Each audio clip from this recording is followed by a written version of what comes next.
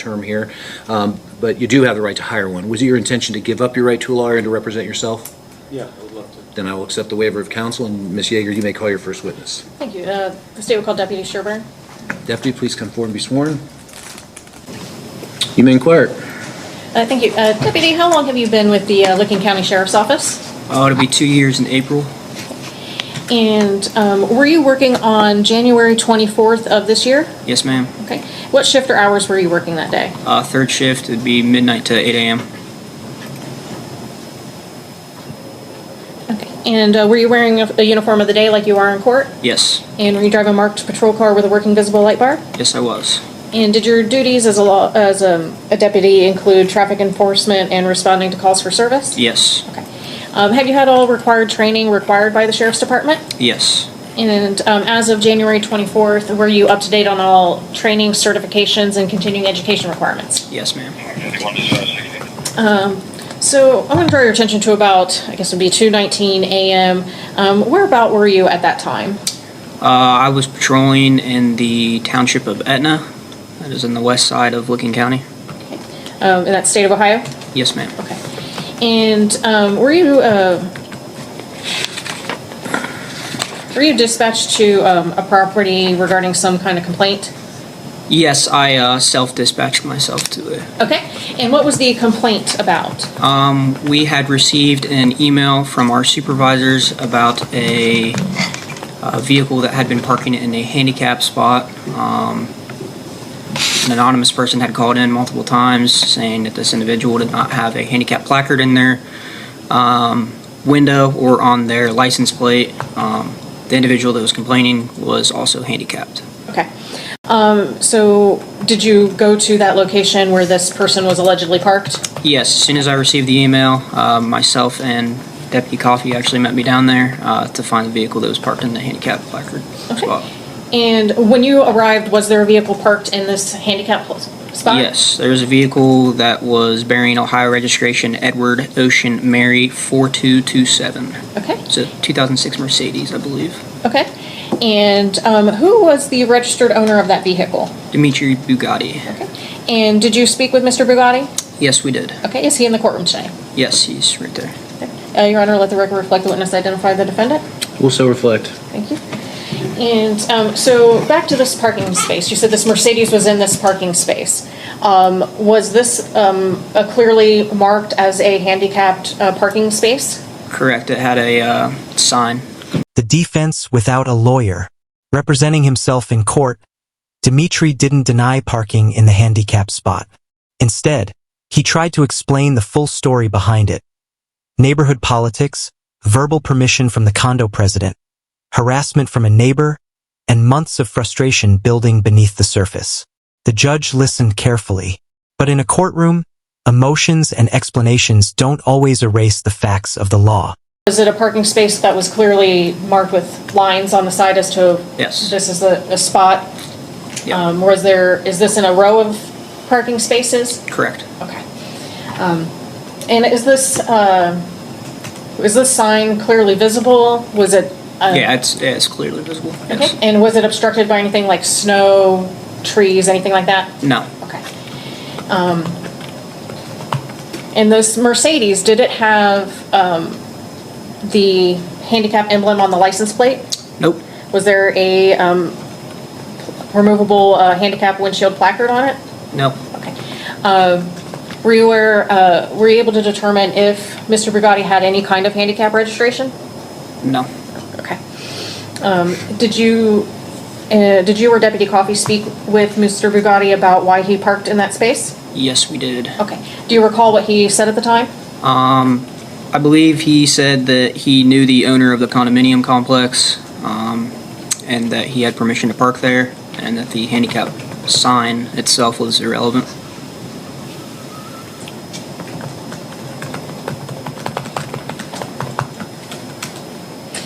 Did you ultimately issue a citation?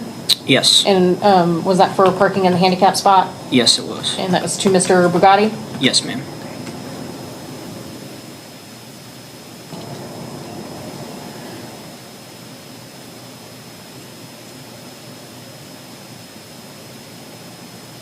Your Honor, nothing further at this time for Deputy Sherburne. All right, so Mr. Bugatti, you have the right to ask the deputy questions, and once the state has rested its case, you'll have the opportunity to testify on your own behalf. But this portion of the trial is for questions only. Do you have any questions for the deputy? Yeah. Then please proceed. Is it normal at 2 o'clock to come to someone's property, wake up the whole family, flush your flashlights into the windows, wake up the owner, and ask him to get outside for your needs? Well, I work midnight to 8 a.m., so yeah, it's pretty standard for us. I also received an email from my supervisors as to a complaint, and there was somebody complaining that was handicapped for a situation, so I thought that was pretty important. Okay. Is it normal for you to sit in a warm car for 30 to 60 minutes and me standing outside listening to you saying that the system is not working for you to issue me citation, but I cannot move anywhere, I have to stay there and wait for your citation and for system to work? Well, I can't control the weather, but I also can't type a ticket outside of my cruiser, and we also had a new system called Solve, which is a ticket writing system that is something that we are all still getting used to, as have been used to using a different system for years. Would it be appropriate for you to maybe offer me to go back home while you working with your system, and maybe I would not get sick and got sick my whole family afterwards? Objection, Your Honor, at this point, how's this relevant? Well, because I was standing outside next to him, and he was in a warm car, and I was asking if I can move. Okay, I'm going to overrule the objection. You can go ahead and re-ask your question, Mr. Bugatti.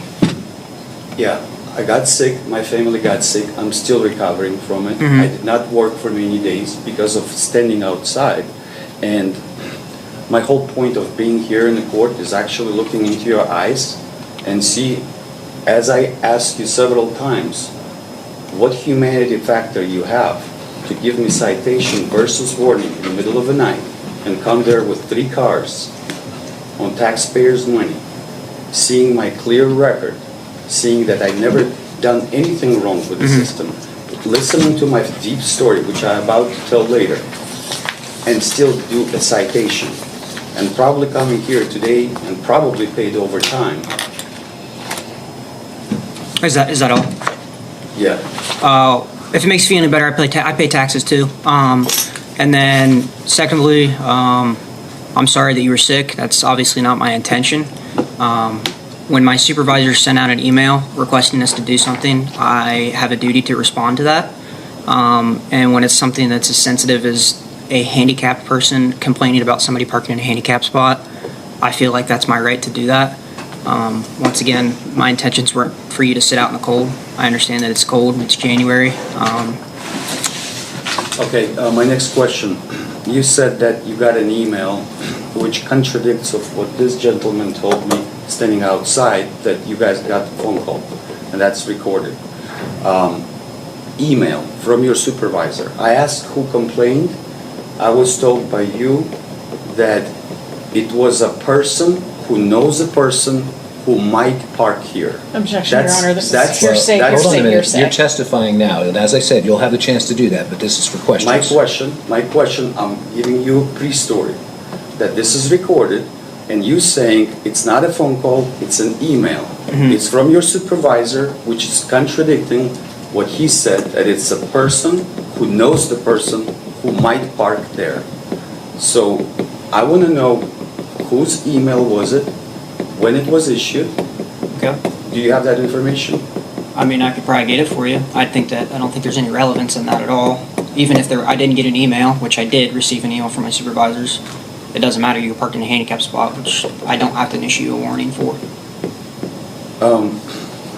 Your Honor, I submitted a letter from the president of our condo association where I am being harassed and punished for nothing. This was submitted last time I came over here. I believe I tried to read it in front of you last time when I pleaded not guilty. Police officer, did you have a chance to read this? No, I have not seen that. Okay. Have you been at that place since then, on the parking spot? Since then, no, I have not. No? No. Could you do that job, not in the middle of the night, but during the day? Your Honor, he's Just for the badgering my sake- witness at this time. Well, I think He's not that asking you. that question has already been asked and answered about is it normal procedure to be doing that at 2 in the morning? So let's move on to your next question, Mr. Bugatti. Okay. It was stated that besides the email to supervisor, there were multiple phone calls made to me. No, not to you. Somebody else called into the sheriff's office complaining about somebody parking in a handicap spot. So would it make sense for you guys to give me a phone call or send me an email or contact me before coming over there with 3 cars in the middle of the night? I mean, I guess it doesn't really matter though. It does matter because it's taxpayers' money. 3 cars coming over, everybody is paid hourly. Taking me out, that's my money too. I'm not going to work after that. We're sitting over here, everyone is paid from taxpayers' money. This is all waste of a lot of resources for one right decision, which would be a warning or a phone call or doing something to contact me at least once. Well, at this part, you're getting up on your soapbox a little bit and just stating opinions. Do you have a question? I guess I'm done with questions. Any redirect? Yes, Your Honor. When you first arrived to speak with the owner of the vehicle that was parked in the handicap spot, did he offer to just move his vehicle? Yeah, Okay. Did he later end up moving his vehicle? correct. Okay. But again, this was at 2 in the morning, and you had to wake him up to do so? Mm-hmm. Okay. Yes. Are you required to give people warnings for traffic infractions? No, Is it just something in your discretion? correct. Okay. Would you agree with me that perhaps the right decision would have been just to not park in a handicap parking space if you don't have a placard? I would agree with that. Thank you. Nothing further, Your Honor. Now, you have a right to what's called recross-examination, but it's restricted to the questions to cover the topics that were asked in the prosecutor's most recent questions. Do you have any follow-up questions based on that? I want to tell the story from the beginning to the end. You're going to get your opportunity at the conclusion of the state's case, but do you have any additional questions for this witness? Probably not. Okay, Deputy, you may step down. Thank you very much. Thank you. Your next witness? Your Honor, actually, at this point, the state would rest on Deputy Sherburne's testimony. Okay, so, Mr. Bugatti, the state has rested its case. As I explained to you at your arraignment, you're presumed to be not guilty. The state always has the burden of proof beyond a reasonable doubt before a person can be found guilty of something. You're under no obligation to call any witnesses, to present any evidence, or to testify on your own behalf, and if you didn't, I don't hold it against you. It doesn't reduce your presumption of innocence, nor does it lessen the burden that the state faces. But you do have a due process right to call witnesses, to present evidence, and to testify on your own behalf. So, other than yourself, do you have anybody that you'd like to call to the stand? No. Do you wish to testify on your own behalf? Yes. Okay. You will be required to swear or affirm to tell the truth, and at the conclusion of your testimony, you will be required to answer any questions that the prosecutor might have. Do you understand Sure. that? Then please come forward and be sworn. And bring anything that you intend to testify about with you.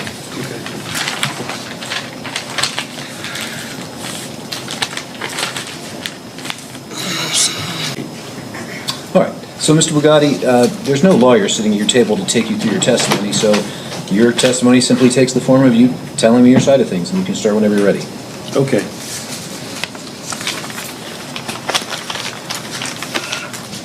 So, right after 2 o'clock in the morning, I got a ring and a knock at my door. My kids woke up. My wife woke me up, and she asked what's going on. And I said, we have a camera. We wanted to look at the camera, but it wasn't working at that time. So I was in my underwear. I went to the entrance. Before I got to the entrance, I saw the flashlights flashing into my face through the window. So my first impression was that I've seen before police officers coming over to my neighbors, and I think maybe the teenager there in trouble or something, and I thought maybe they're gonna ask me questions about someone being my neighbor. So I asked who was there. They said it's police officers, sheriffs from Licking County.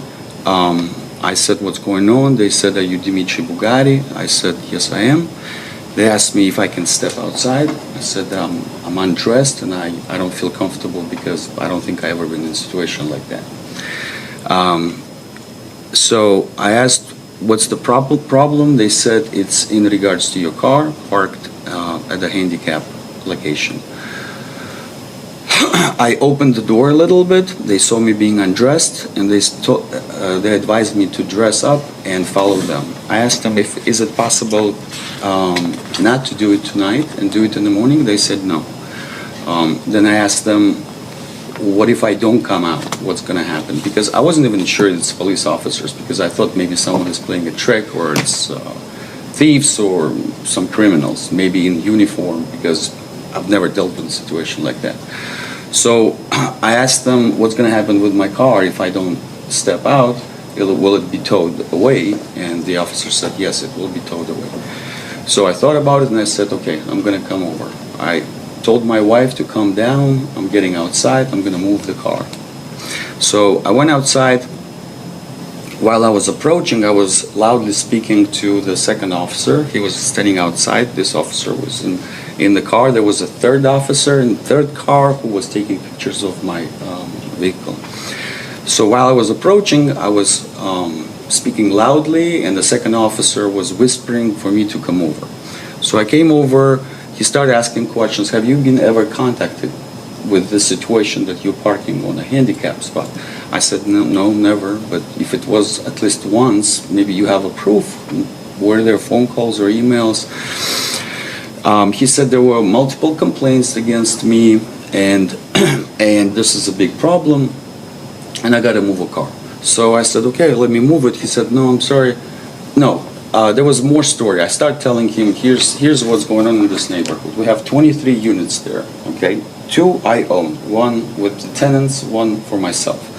So I kind of have almost 10% of ownership in this neighborhood. And every time when we go through selecting presidents and going through the meetings and board of directors, they always ask me to participate. They want me to be president. I don't have time for that. So we had a deal that Miranda Homes are building around us 180 plus units. And by building that, we had a leverage to negotiate a lot of things. For example, where to put the parking spots, how to widen the roads, where to put asphalt, how do we deal with the meter for the common area. And I participated in all of them. So there were blueprints which were laid down in front of me with the president and the other 2 main guys, and they were saying, would you mind if we put these 2 parking spots right on your backyard? And because we have so narrow streets, one of them is going to be yours, and you're going to be parking there. I said, I don't like it on my backyard, but if there's no other way, yeah, let's do that. At the end of the day, they put a handicap spot there on that parking lot, on one of 2. So I was parking. This is not my main car. My main car is in the garage. The other car is there, and it's for my kids. They're teenagers, but they're growing up, and they need a vehicle. So I was parking it not on a handicap spot for several months. And then a neighbor right across, one day he noticed my car is out, and he put his van and basically parked it for good. It's been staying there probably for a year. It has stuff in it on the driver's seats, and the officers actually checked. The second officer went with me to that van, and he said this is against the law. And I asked, why don't you then wake up him and ask him to move the vehicle if it's against the law? But it's standing there, and I have pictures of it ever since. So I waited, and then nobody's using this parking spot. I asked our president, is it okay if I do that? And he said, well, we don't have any handicapped people around. Go ahead. So I did that, and what happened next, and I'm sorry for this long story, but there is another neighbor right next to me, very nice gentleman, but his mom is a psycho. She is old woman who has stickers on her car like this with the cursing F words and everything from behind, and she kept parking her car in front of my garage, just blocking it. She would come to visit my neighbor, probably as a grandmother, and she would block it. She did it once, she did it twice, she did it many times. So I did a sticker like this, and I put it on her window, and I nicely wrote, "Dear neighbor, I would appreciate if you not block it because my wife can hit the car, and you know it's not like you parking every day. It's once in a while, and we might miss it." So this lady, she took that thing, came to my new Mercedes, and put it on the back to the point that I had to get it out with my paint and repaint the whole back part at Mercedes with a lot of cost. Next time she parked, I put exactly the same thing. She wrote the message to me, "You motherfucking bitch, you don't owe anything, blah, blah, blah, blah, blah," put it back to my car. So then I addressed it with the president, and I said, "Could you please speak to her son? He lives there." I don't think he had a chance to speak. She changed the cars, got a new car, new Jeep, and she blocked it again. At that time, I took pictures, I sent it to the president in the middle of the night, well, like midnight, and I wrote to her, "I'm sorry, I advised you many times. If that will happen one more time, I'm gonna call and we're gonna tow away your car. By the way, I informed the neighborhood about it." She wrote me the nastiest message, which I took a picture, I have this picture, sent it to the president, cursing again, that I don't own shit in this neighborhood and I'm this, and that. I believe, and the president believes, that that's the lady who called on me. We don't have handicapped people. If we had handicapped people, if anybody said a word, I would immediately move my car. I believe, and can I read the letter from President? Well, it would be considered hearsay because it's an out-of-court statement being It's not, offered. I put it in court, right? An out-of-court statement is, he wrote something, whether it's written down or whether it's somebody said something. You can't testify as to what that was if you're offering it to prove that what it says is true. You would actually have to have the person who was either the one who wrote the letter or the one who made the statement come in to testify. And that Your that's what Honor, they said. Your Honor, he suggested to come, but I value his time. So instead, he worked with lawyers, he got signatures of the whole board, and it's notarized.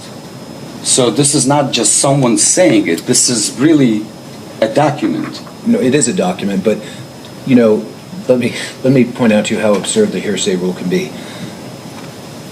If that officer cited you for having an open container of alcohol in your vehicle, and he said, "I looked at the label and it was a Budweiser label," that you could object and say that's hearsay because the fact that it says Budweiser, you know, alcoholic beverage on it, is a writing that was made outside of the presence of the court. It was being offered to prove that what was inside that container was in fact alcohol, which was prohibited by the statute.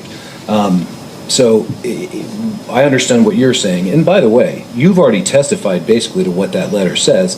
And of course, I'll just determine what weight to give that evidence. So it's not like that the court is not aware that basically you had the blessings of the president of your board. So if you want to go ahead and continue with your testimony, go right ahead. Okay. So I'm going to look up at my notes just to see where I stopped. It was getting a letter from the president of the board. Yeah, so all this story, why I'm telling all this story, because there's more than just parking at the handicap spot. There is pre-stored. And as my whole condo association thinks, I'm subject of harassment of that lady. Okay, so she's doing it intentionally because she sees my car, she wants to hurt me. That's it. I tried to explain that to the second officer. At that time, in the middle of the night, the neighbor, the son of her, with his wife, returned back home, and the second officer started moving towards them. I went after him, and he was apologizing to them because they also have address 101 as me. It's just a different street. We're like in the corner, 101 Dusky Willow, 101 Weeping Willow. And I believe they first reached that place instead of mine, and they were apologetic that there were flashing lights or whatever. They did the same as with my spot. So that's what gave me idea that maybe they called on me, and that's where that lady is from. But that was nothing. So we returned back. I realized that I'm on camera. I realized that there is a citation in process, which at first I did not think this is going to happen. I thought that they're nice guys. They're just talking to me. I'm explaining to him what's going on. And I'm like, what is citation? Is that like a ticket? Yeah, it is. You cannot move without us finishing the ticket. I'm like, so I'm going to be paying fees. And he's like, yeah. I'm like, can't you guys give me a warning? Like, I'm as human to human, you know, like I never been in a situation like that. This is my first offense ever. So I never been contacted. Maybe it's a case, it's 2 o'clock in the morning for the warning, and I'll just move my car and I will never ever park there. He said it's not my decision, it's the decision of the sheriff who is in the car. So I approached him, I asked him, he said, no, this is a fair thing. We're giving you not a warning, but we're giving you citation. I said, why guys are you doing this? This is 3 cars. Why don't you just chase criminals in the middle of the night? I'm sure there are thieves or something more important than me at this moment. I mean, logically, this doesn't make sense to me. I mean, unless something happened, like, is there a handicapped person right now pointing at me?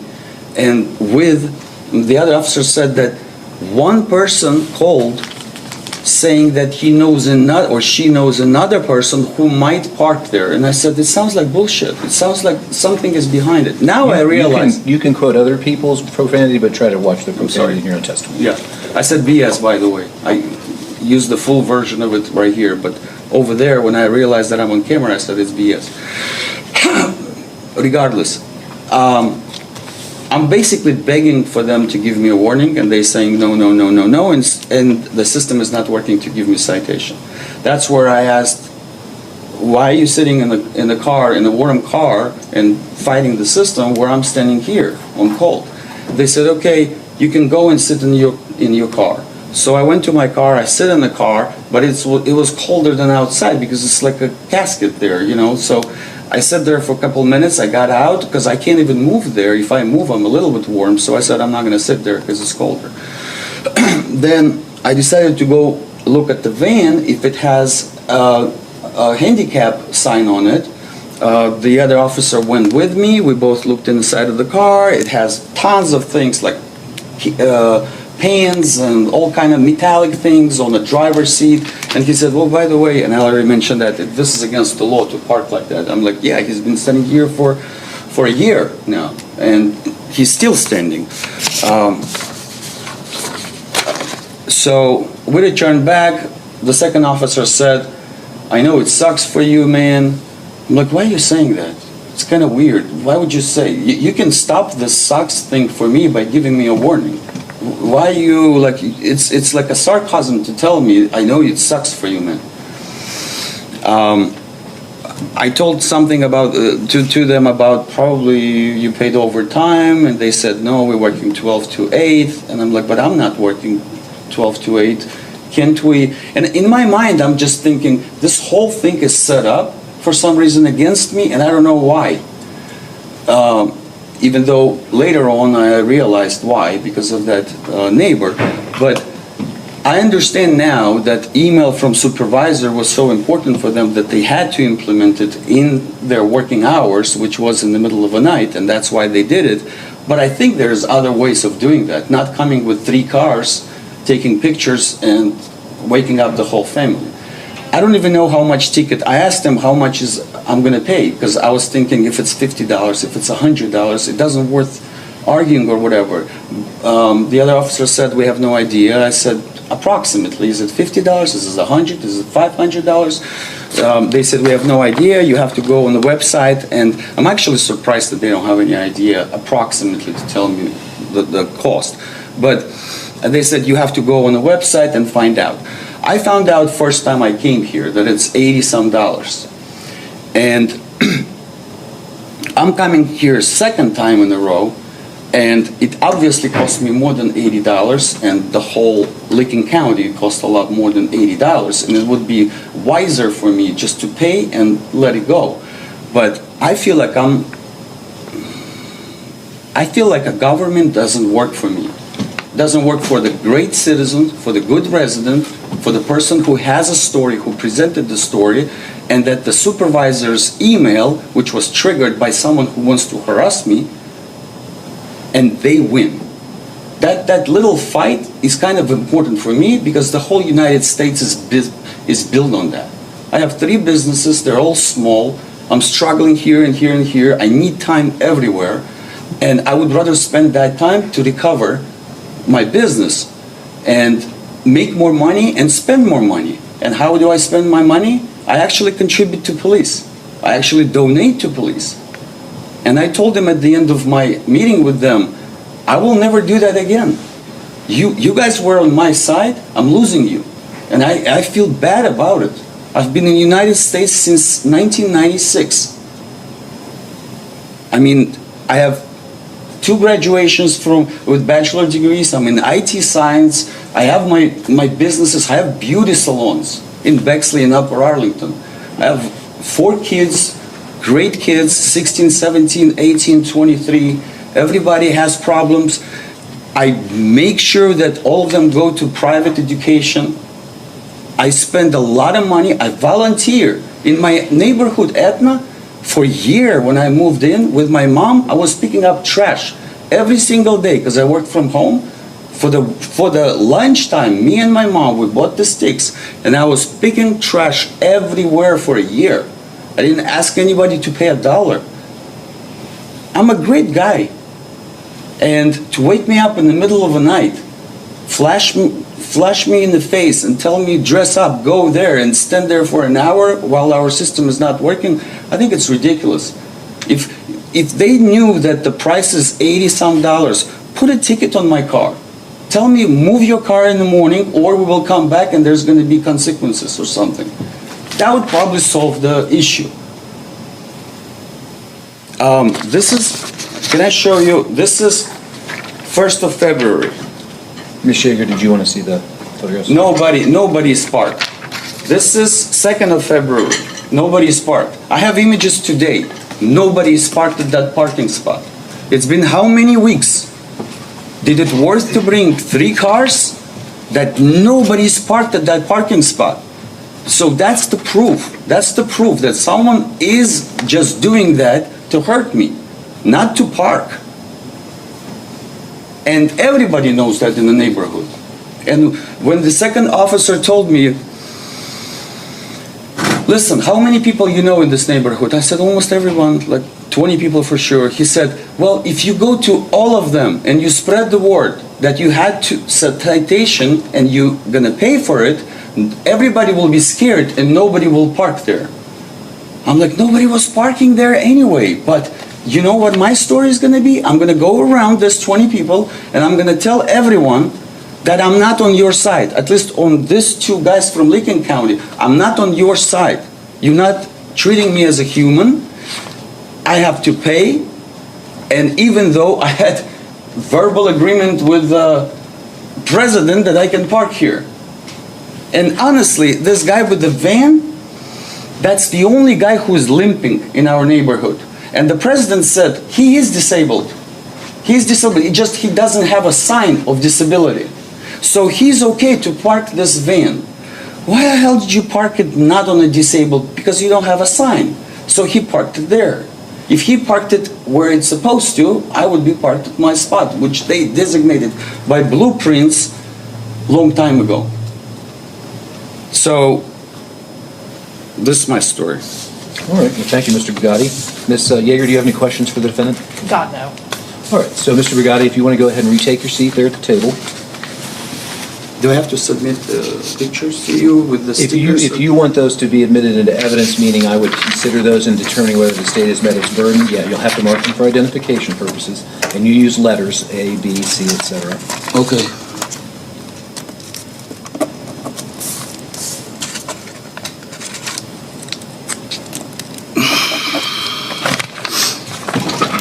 And by the way, I believe in God.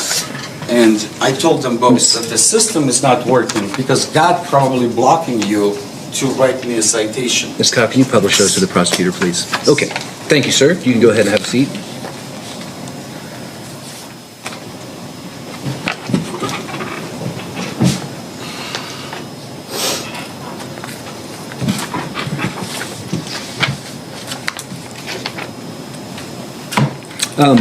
Excuse me, does the state have any objection to the introduction of A and B into evidence? No.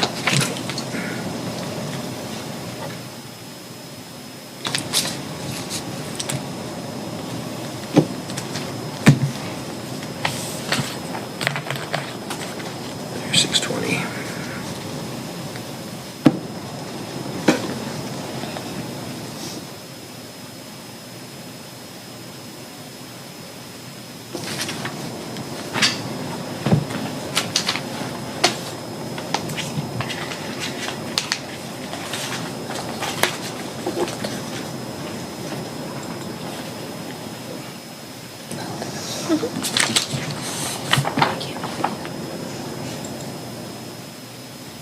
Okay, so Mr. Bugatti, you indicated that you didn't have any other witnesses and you've already introduced your exhibits. Do you rest your case, sir? Meaning you're finished with presenting your side? Yes, sir. Okay, very well. Ms. Yeager, did the state wish to present any testimony or evidence in rebuttal? No, Your Honor. Did the state wish to make any argument? Your Honor, we stand on the evidence today. Deputy Sherburne testified that he went to this, responded to a call for service to go to this address to speak with someone who was parked in a handicapped spot. He did so. There was a vehicle that was indeed at that time parked in the handicapped spot that was clearly marked. That was clearly marked. The sign was not obstructed or anything, and he said there was no placard or indicator on the license plate that an occupant of that vehicle is entitled to park in that spot. Just because nobody else is parking there doesn't mean you get to use it. There might be someone not in the parking space that's out front right now, but it needs to be available for someone who is not able-bodied to be there. The defendant himself testified that he's been in the United States since 1996. I think between now and then he should have learned that there is no reason to park in that handicapped spot if you are not indeed in need of that space. The statute is... You're going to have your opportunity to speak as well. The statute is a strict liability statute. It doesn't matter how good of a person he is. The statute just says no person can park a motor vehicle in a clearly designated handicap section without having either windshield placard or the accessibility logo on the license plate, whether it's for him or an occupant in his household. He did not have that. He was not entitled to be in that space. So we would ask for a finding of guilt. Thank you. Okay. Now, Mr. Bugatti, you have a right to make what's called a closing argument. You can't bring up anything that either you or the deputy did not testify to. That's arguing facts, not in evidence. And you're not required to make a closing argument, but it is your chance to argue why you think the state has failed to meet its burden of proof. So what, if anything, would you like to say before I render my verdict? One more thing I forgot to mention, actually, is my younger son, Misha. One day he ran... Your Honor, I'm going to object. He just started with, I forgot to mention. That means he's going to argue facts that are not in evidence. So as I mentioned, you can't bring up stuff that... This is just a closing argument, a comment on the evidence that the court has heard about why you don't think it's sufficient to establish proof beyond a reasonable doubt. So she's correct in saying with you bringing up new information, that's not permitted at this point of the trial. Okay? So... But it's part of my closing argument. But it's not, it doesn't concern evidence that's before the court. The only evidence that's before the court is your testimony, the deputy's testimony, okay, so and the two exhibits. I will rephrase it. My son ran out of the condo and was hit by a car. And Your Honor, that was a fact not testified. I'll give him some leeway. That's the spot where people used to park. And the additional parking as blueprints was invented to not provoke similar situations. That's what I was going to say. Okay. And my closing argument is very simple. I know I'm guilty. I know I'm guilty parking where the sign is. And I think I want to open the gate of humanity here and see what's right versus what's wrong. My wrong parking is not as obvious problem as I think wrong action against humanity. And I don't know, my mom gave this to me. This is God. Okay? So if God sees what's going on in here, and if God makes me guilty, that's fine. I can live with that. I can pay, but as a human being, I think I have a voice and a right to say when I see something not as black as white, and that we can build bridges between government, executable, and judicial departments and civil people like me to live in peace. That's all. All right, and because the state has the burden of proof, they do have the privilege of making what's called a rebuttal argument. It's the last argument the court would entertain before issuing its verdict. Did the state wish to make a rebuttal argument? No, Your Honor. All right. So, you've identified it pretty clearly, and it's been pretty obvious from, the inception of the trial today. There's two different things going on here. There's the law, and then there's how that law is applied. Now, when the prosecutor said that this is a strict liability offense, what that means is, for most crimes, they have to prove that you had a guilty mind as well as committed a guilty act. For instance, assault is defined as knowingly causing or attempt to cause physical harm to another person. If I'm standing behind that door, and you know I'm standing behind that door, and you fling it open and you break my nose, you're guilty of assault because you know I was there. If you didn't know I was there, then you're not guilty because you didn't have any unlawful purpose or intent. A strict liability offense, they don't have to prove that you were reckless or that you were negligent or that you were, acted knowingly or purposely. They just have to say, did it happen? It's kind of like a speeding ticket, right?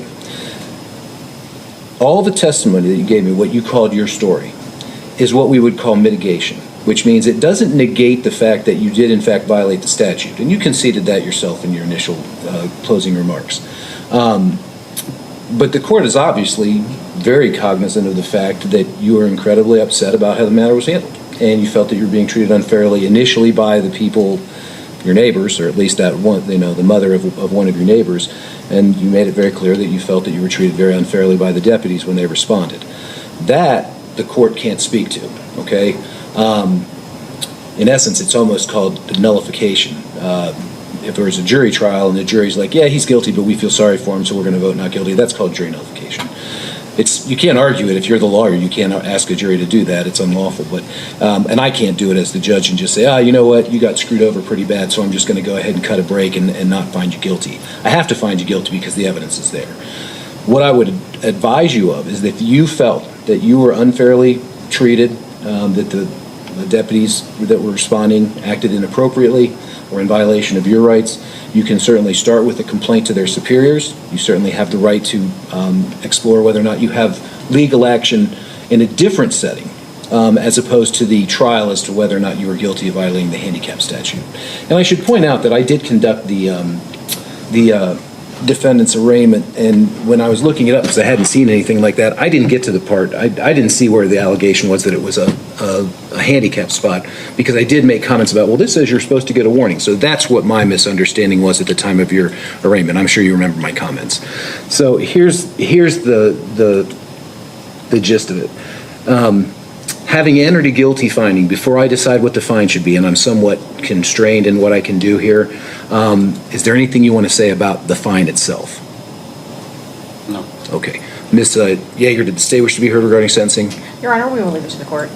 Well, this is governed by 451169, and for the violation of the handicap spot, the sentence is provided for in subsection J2A. And it says, whoever violates this division of this section is guilty of a misdemeanor and shall be punished except as otherwise provided in J2A. And unfortunately, that says that, where is it? Here we go.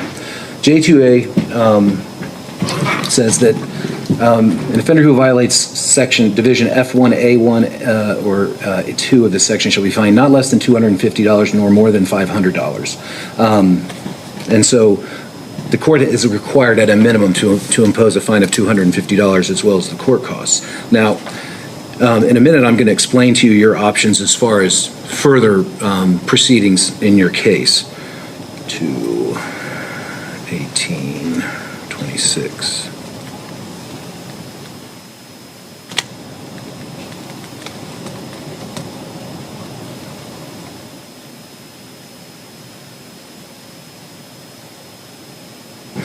Now, you said that you've been in the country since 1996. Coincidentally, that happens to be the same year I graduated from law school. One thing that I learned very early on in the practice of law, and in my position here, is it doesn't matter what the charge is, if it's an illegal parking ticket, if it's assault, if it's a drunk driving case, if it's murder. It's the most important thing in that person's life. And the court strives to make sure that it's treated as such. Sometimes it's not uncommon for folks who understand that they technically are guilty of whatever it is they're charged with, feel that they've been wronged in some way, and they elect to come to court and to basically air their story. Now, I can read the disappointment on your face. I get that. I hope that at least in some small sense you felt some vindication in being allowed to state your side of things and what you feel was wrong about how things were handled. As I mentioned, there are other remedies that you can pursue as far as addressing that.